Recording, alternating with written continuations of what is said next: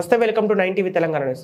సిరికొండ మండల కేంద్రంలోని శ్రీ లొంక రామలింగేశ్వర స్వామి ఆలయంలో మహాశివరాత్రి పర్వదినాన్ని పురస్కరించుకొని ప్రత్యేక అభిషేకాలు పూజలు ఘనంగా నిర్వహించారు.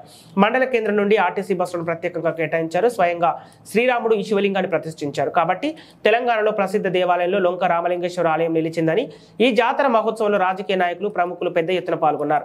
అనంతరం లొంకలో అన్నదాన కార్యక్రమం నిర్వహించవచ్చని ఆలయ కమిటీ సభ్యులు 9 టీవీ తెలంగాణ న్యూస్ ప్రతినిధికి తెలియజేశారు. ఈ కార్యక్రమంలో ఆలయ అభివృద్ధి కమిటీ సభ్యులు, సిరికొండ గ్రామ కమిటీ సభ్యులు, గ్రామ ప్రజలు, మారుమూల ప్రాంతాల నుంచి వచ్చిన పెద్ద ప్రజలు పాల్గొన్నారు.